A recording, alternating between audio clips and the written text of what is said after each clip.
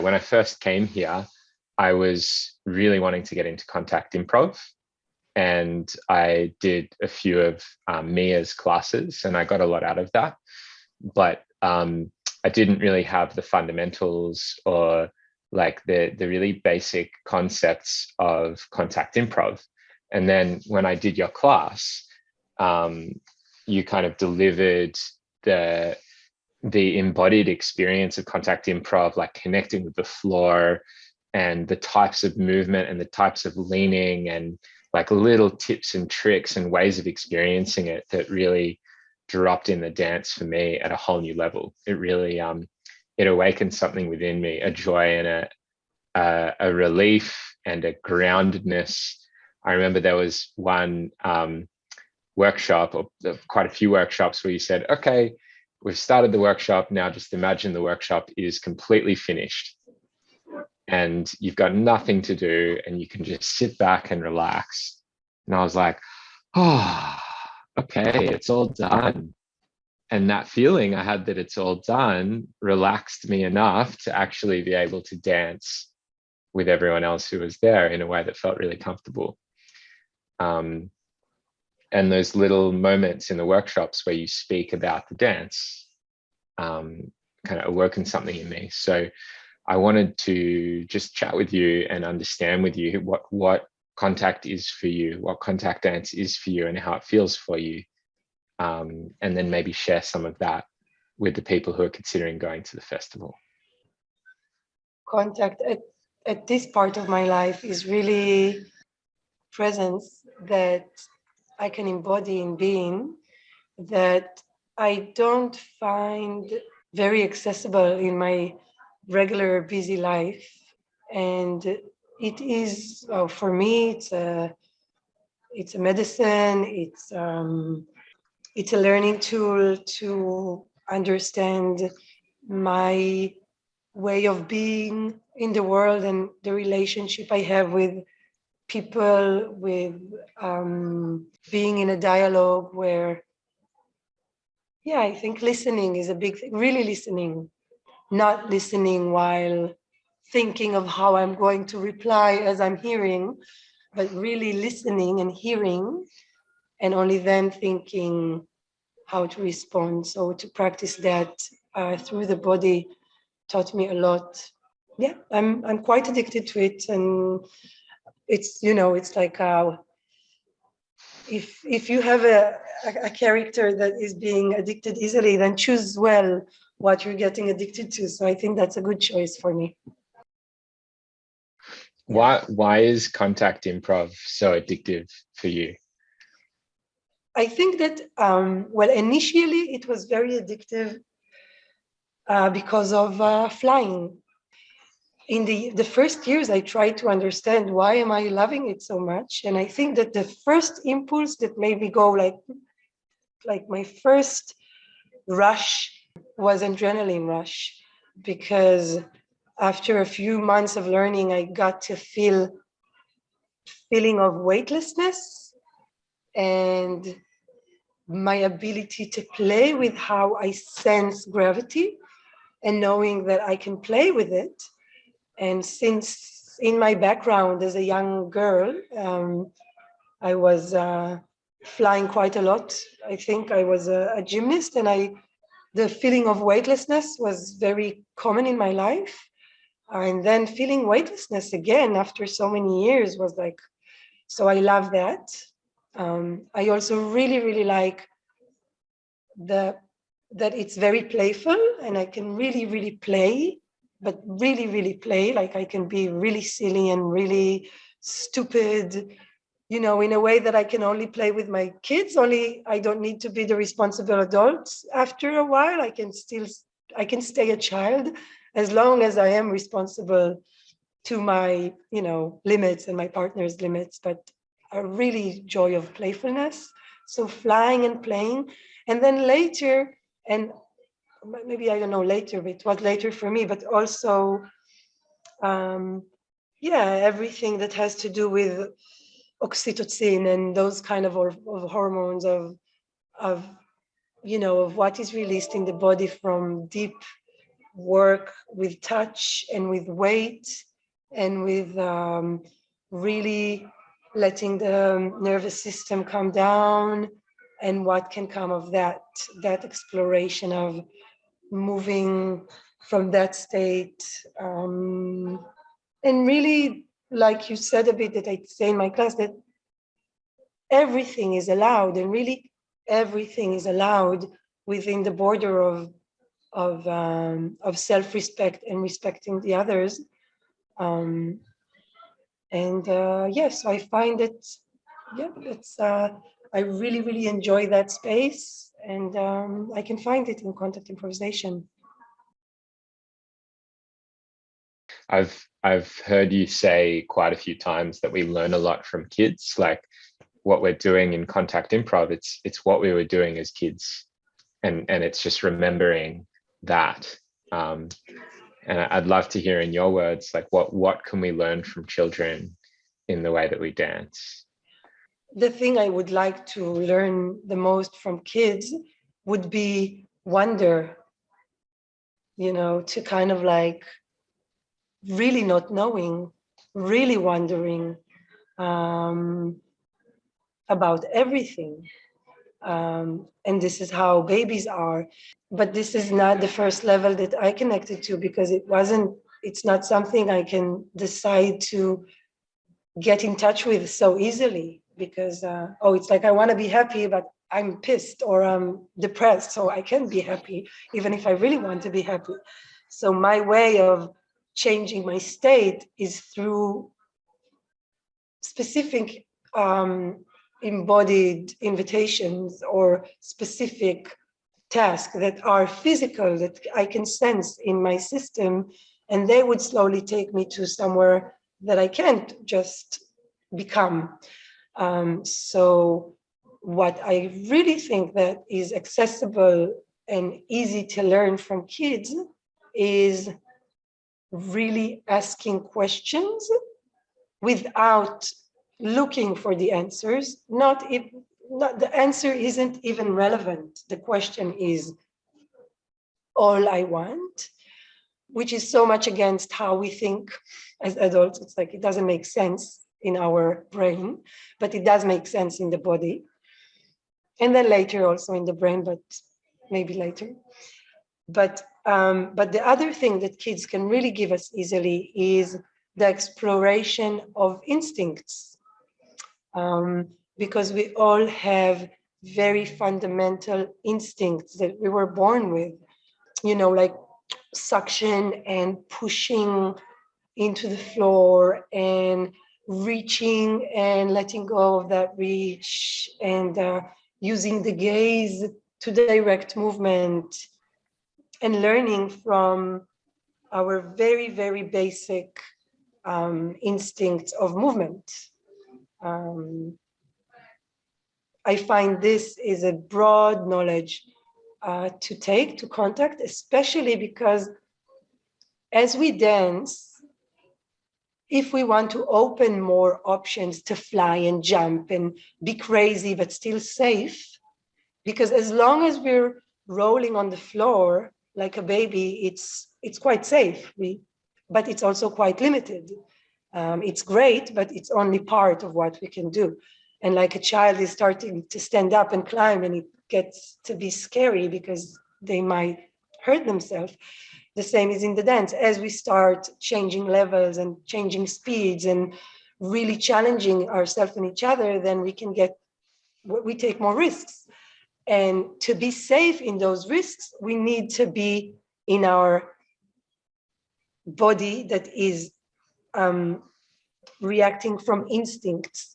And to be reacting from instincts, we need to be relaxed. Because when we're stressed, we're not quick to that. So because most of the knowledge that we want to gain is actually in our body, we just need to relearn it the way we did in the first couple of years of our lives, that we learned to walk not from imitating. We didn't learn to walk because we saw other walking. We learned other things from imitation. We learned to walk because all of this information was already there when we were born. It just needed to kind of, with the first months, to kind of be ready to be used, but it was all there. So I think this,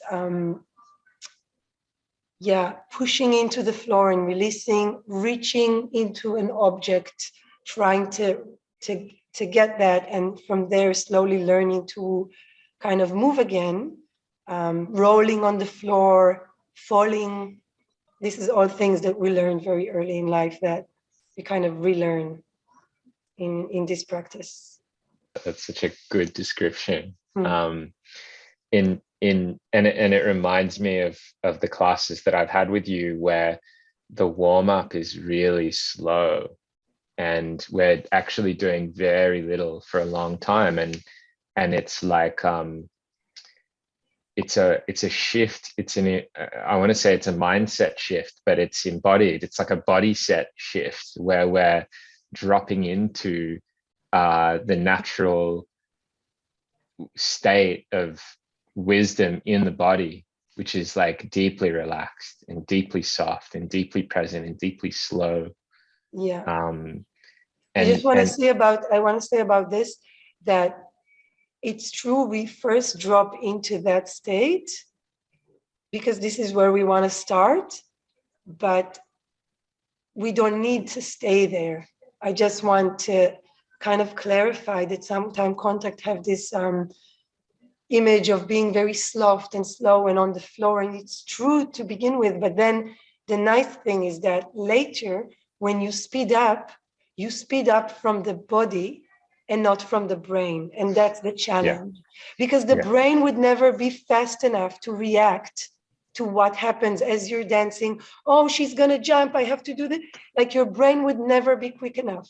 So you have to access a different system of knowledge in the body that will allow you to come also into other states, because what we want is we want to experience all of the colors, all of the spectrum, all of the speeds, all of the flavors of movement and crazy wild play that we can. So so to say that, and to just also say one more word that might also be interesting for you to have, that I don't know if I've used in the classes, that we call this time, we call it body time. Body time is a different time than chronological time. So we need to kind of just give ourselves a few moments to step into that time realm of body time. Yeah, thank you. Yeah, absolutely. And the thing that I love about that state change, that softness, is that coming into contact as a new contact dancer, I'm constantly thinking, I'm getting this wrong. This is clunky. I'm awkward. The person I'm dancing with is pissed off with me because I'm not doing what they want me to do. Like, I'm the worst dancer in the class. Like, criticism. How can I control and coordinate and make it all perfect so that I'm finally beautiful? And this slow letting go in your classes has really shown me how to let go of that critical mind and simply be in the experience without all the judgment. And those judgments might emerge occasionally, but not with the intensity. And so I can just breathe easy and let go and enjoy the moments. So I'm really grateful for that, because that's something that I get to enjoy on the dance floor, but it's also something I've got to enjoy just in the way that I relate to people, and in the way that I do my work, and in the way that I do my life. It's been an amazing teacher. Since we are improvising, and we are improvising not only in safe situations, or I wouldn't say safe, but we can fall, so which feel quite unsafe for the system, even though very, let's say, quickly changing situation. It's kind of like, when we dance, it's kind of like we're, I don't know, suddenly I have this image of superheroes in a, I don't know, adventure Disney movie where, I don't know, Indiana Jones is stepping into a cave, and as he's walking on stuff, they, come apart under his feet. So he has to jump and hold and instantly react without thinking, because there's no time. And because this is kind of the nature of our dance, and since we're improvising and we're not Indiana Jones, we are together. So to survive this, we have to be in a dialogue, and we have to listen to our partner, because of course it's easy to do things alone. It's easier in many ways, but then it's limited because some things you can't do alone. So if you want to explore what can you do together with someone, but you're discovering it as you go, then I found that really listening was a huge practice for me, but it wasn't listening from my ears, it was listening from my body. And if I was really listening, then I wouldn't have the space in my thoughts to be busy with, I'm not this, I'm not this, I'm not good enough, I'm not this. And if I would, when I would feel this and I would say, okay, I'm not whatever, but I want to just listen to what my partner is communicating, and I might get it wrong, but I just want to see what I get there, then already, so I think part of what you're experiencing, because the focus, because I keep directing you into a specific focus, a specific task that might be a simple one or a complicated one, but it's a real task. It's not move freely in space with your partner.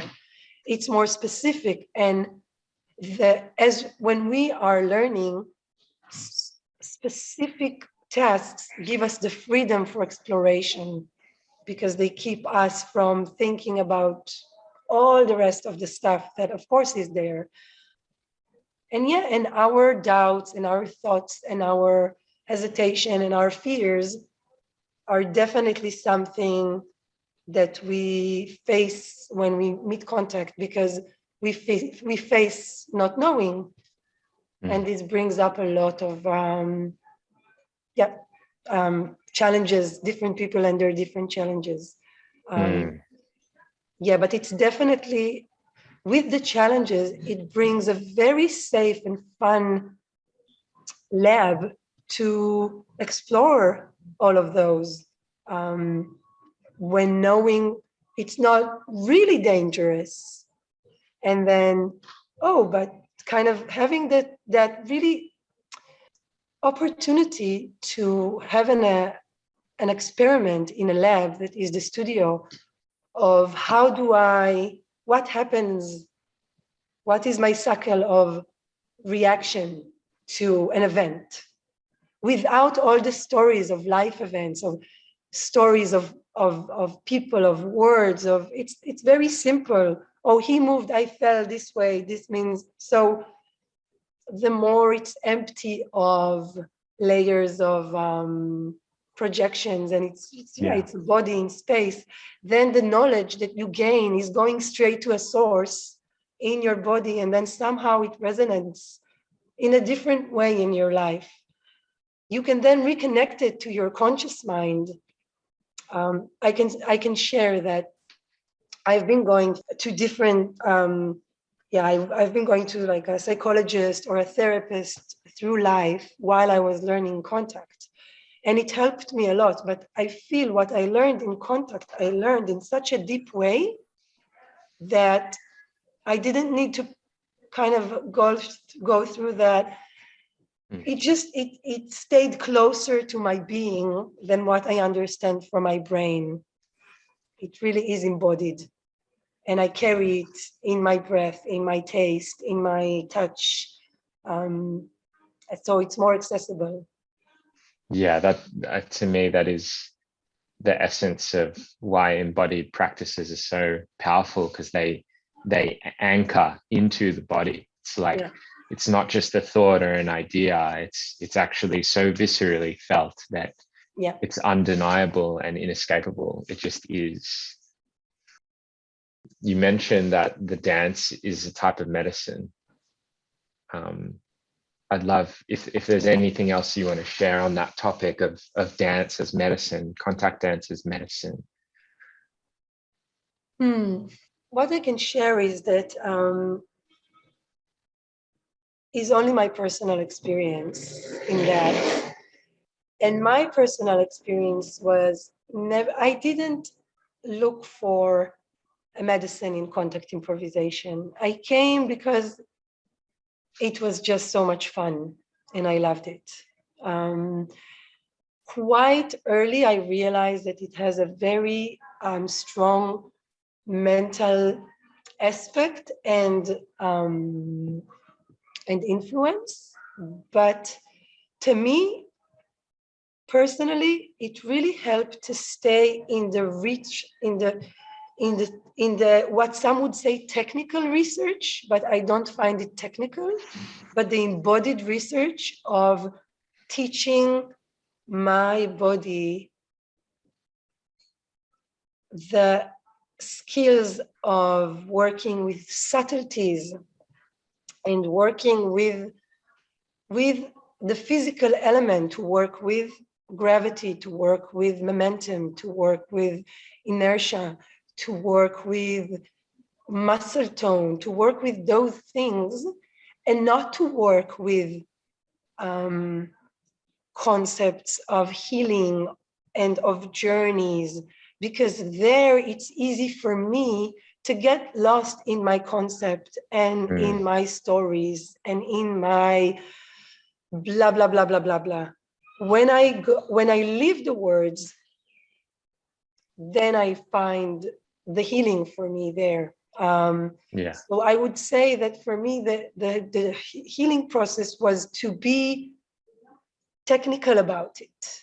So it will allow me to really dive into those aspects which are part of nature, like physical elements and physical forces that work on us all the time, and cellular information. And yeah, I felt that in that way, it worked very strongly on me, because it was working, like I said, with the initial instinct, with the initial information in our body that is so many ancestors of evolution and of knowledge, that none of us can verbalize it. For me, none of us can verbalize it right. It's like, it's an information that you have in you that you need to understand within you, because once I put it in words, I already limit so much of it. And I would never have the right words to describe what I'm feeling. So I try to use different ways to make you find the feeling. So this is the healing part of it. Of course, there is healing elements of working with a partner to be deeply listening or deeply listened to without words, have a huge therapeutic effect, lowering to that speed to allow the nervous system to go through things. But I want to mention that contact improvisation was never invented to be a healing journey. But since it had so much that, contact improvisation was a physical experiment of what would happen when two bodies would collide into each other. What happens to this energy?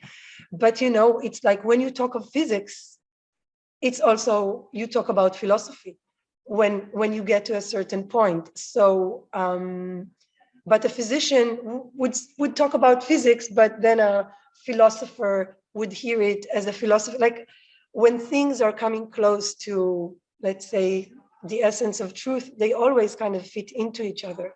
So in that way, I just want to mention that contact improvisation wasn't invented as a healing journey, because there's many of those, but it is. It's just like many things were not invented to be a healing, like gardening didn't happen to be a healing force of the world, but it is. Yeah, for me, the key has really been that the more I can let go of the agenda, the more I can let go of healing or getting the oxytocin hit or looking beautiful, the more I can let go of all those things and simply be in the moment and be curious in the dance, the more all those things happen even more. If I can just let go and be in the body and stop thinking about it, all those benefits, some like when there's that moment of grace, they emerge, but they need the spaciousness of just being in the body.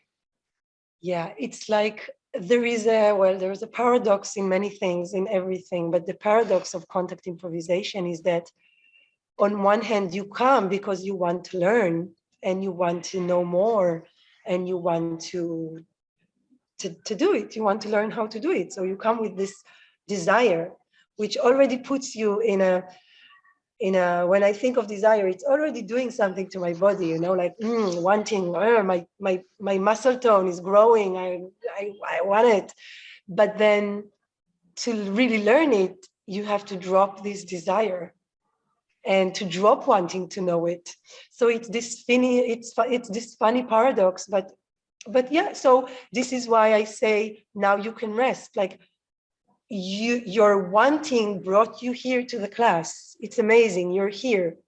Now you can drop all of it and try to take the risk of wasting your time, and you'll probably use it much better because you won't try to do all kind of things that are in your brain. You'll just be here and now because there's nothing else to do. And this opens the door to something that we don't get to experience it in our life, because doing and achieving and wanting, and it's just so strongly inhabited in our most basic patterns that we can't just switch it off unless we're getting,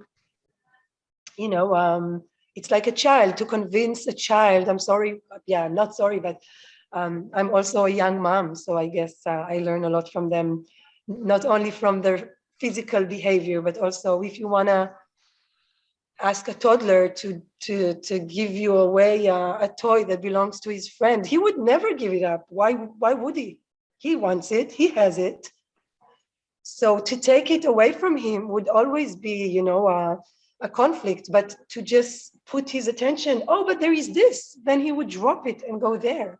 So this is, in a way, we're still toddlers, we're still young kids, our inner child is still living in us, forever. So instead of telling you, oh, stop wanting, stop being stressed, just release it, there's no point to say those things. Just give you something else that is interesting enough to dive into, will allow you to really leave this behind and shift your awareness. So I think this is why contact improvisation has been so therapeutical for me, because it was giving me tools, real tools, physical tools, like that I take with me in my body, that helps me wherever I go. Yeah, I don't need to go. I don't need to convince myself. I just bring my attention into something specific, like my breath, like the sensation, like can I feel the air on my skin? I just bring all of that system that can perceive so much, and take it from the brain and put it in the body. We're actually placing your workshop as one of the first workshops that we do, because I feel the way that you set those foundations is so powerful, and it's going to give everyone a really gentle entry point into these embodied practices. Yeah, super grateful for what you do, Anat. Thank you. Thank you for teaching dance in the way that you do. My pleasure. If you had one thing that you would like to share with someone who's considering coming to this festival and might be on the fence, might be unsure, uncertain, what would you share with them? I would probably say that if the desire or the wish to come is really from a place of wanting to connect and learn how to be closer to yourself through body work, through feeling your body, through dancing, through using that, your body, your voice, your breath. If this is your desire, then really trust it and come, even if you feel scared or anxious or uncomfortable. Because as we are growing up and start being conditioned, oh, you're a man, you shouldn't be wearing a skirt and dance, or you don't have enough of a nice voice to sing, or we start to being told that we're not supposed to do this or that, but dancing and connecting to, spirits or ourselves or stronger forces through diving into our bodies is such an ancient practice, as ancient as men. So I would say, come as you are. Don't expect yourself to be anything that you're not, and trust that you will have enough space to move or to rest. And that would be the journey to find out how this weekend can nourish me rather than, deplete me of energy, because I feel that it has the potential of giving a lot. Just, just to be mindful to not try and do everything. FOMO is everywhere, and in a festival especially. And I would say that anyway, if you come to the festival, just be aware that we always try to do too much in festivals, and there's so much going on. There's so much activities, and there's so much music, and there's so much amazing people, and you just want to be everywhere with everybody. And especially if you're an all-time festival participant, just allow yourself to just do a little bit less so you can sense more of what you're actually doing. And what I say to people that come to my class for the first time or want to come to this festival but not sure, you can always sit aside and watch. You can always take a step back. Nobody is expecting you to do anything. So if you have the desire to come and keep taking care of what you need, at any moment. And yeah, you can always just sit and watch and come in again and come out again. It's really nothing is expected of you. There is nothing you need to do.